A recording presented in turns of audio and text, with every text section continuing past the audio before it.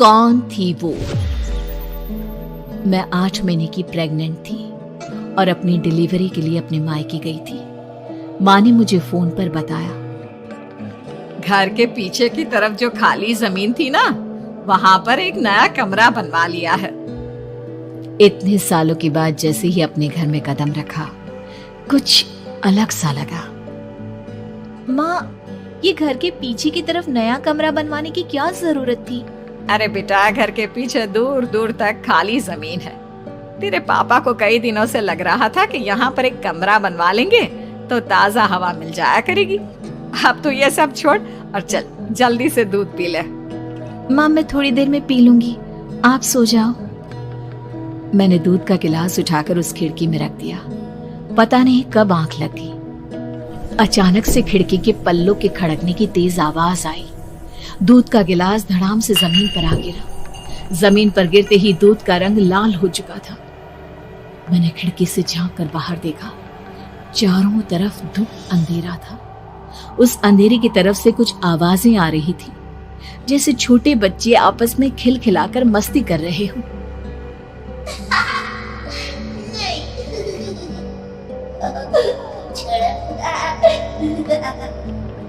इतनी रात को इतने घनघोर अंधेरे में बच्चों की आवाज कैसे आ रही है?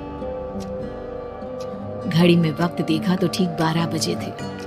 देखकर मैं सन्न रह गई। बुरी आत्माओं और भूतों की कई कहानियां मैं सुन चुकी थी। वक्त भी कुछ ऐसा ही था।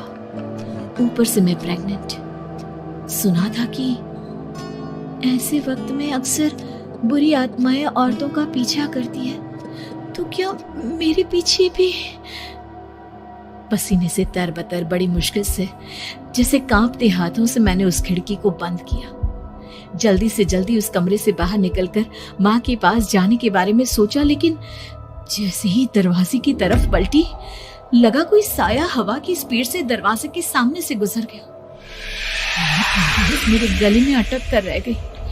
मैं जोर से चीख कर माँ को बुलाना चाहती थी, लेकिन वो आवाज खुद मेरे कानों तक नहीं पहुंच पा रही थी।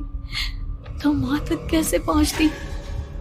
खिड़की के पल्ले एक बार फिर तेज हवा के झोंके से धड़ाम करके खुल गया और पूरी ताकत से मैं चीख पड़ी। जानती थी मेरी चीख की आवाज सुनकर कुछ ही सेकंड में माँ वहां पहुंच जाएगी, लेकिन ऐसा कुछ हुआ ही नहीं।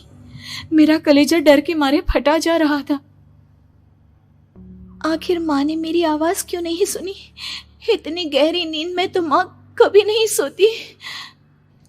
ठीक पीछे खुली हुई वो खिड़की। मुझ में इतनी ताकत नहीं बची थी कि मैं पलटकर उस तरफ देख भी सकूं। हवा का एक सनसनाता हुआ झोंका उसी वक्त मेरे कानों से आकर टकराया। लगा जैसे किसी ने दबी हुई आवाज में धीरे से मुझसे कहा, चली जाओ यहाँ से। मैंने दोनों हाथ अपने कानों पर रख लिए और एक बार फिर ताकत लगाकर जोर से चीखने की कोशिश की। माँ! पापा! मेरी आवाज उस कमरे की दीवारों से टकराकर वापस मुझे ही सुनाई दे रही थी। जितनी ताकत के साथ मैंने चीखने की कोशिश की थी, कुछ ही देर बाद उससे कहीं ज्यादा तेज और दर्दनाक चीख मुझे सुनाई देने लगी। कि आवाज ठीक मेरे पीछे खिड़की से आ रही थी। वो आवाज मेरे कानों में पिघलते हुए लोहे की तरह गिर रही थी। उन आवाजों में हैवानियत थी। वो आवाजें किसी इंसान की नहीं है, इतना मैं समझ चुकी थी। कांप रहे हाथों से मैंने अंधेरे में कुछ ढूंढने की कोशिश की। तभी अचानक मेरा हाथ बेड पर रखी टॉर्च पर पड़ा।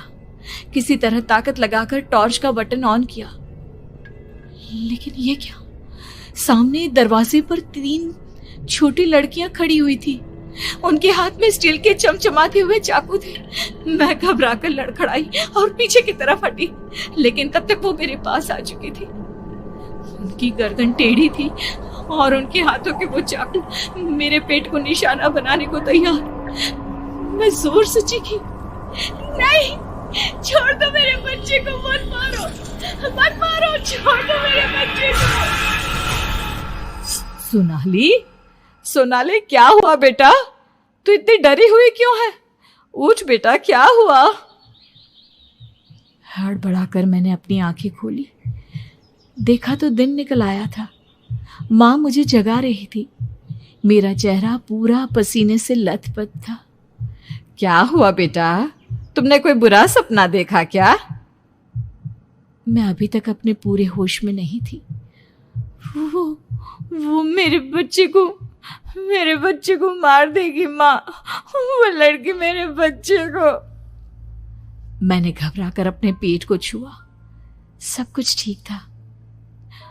और वो दूध जो रात को यहाँ पर गिर गया था, उसका रंग लाल हो गया था। माँ ने हंसते हुए दूध का गिलास मुझे दिखाया। तुमने दूध पिया ही नहीं, पूरा का पूरा ऐसे ही रखा हुआ है। तुमसे कहा था ना सोनाली, सेहत के लिए लापरवाही ठीक नहीं बेटा। लेकिन मैंने तो सब कुछ अपनी खुली आंखों से देखा था। ये सपना कैसे हो सकता है?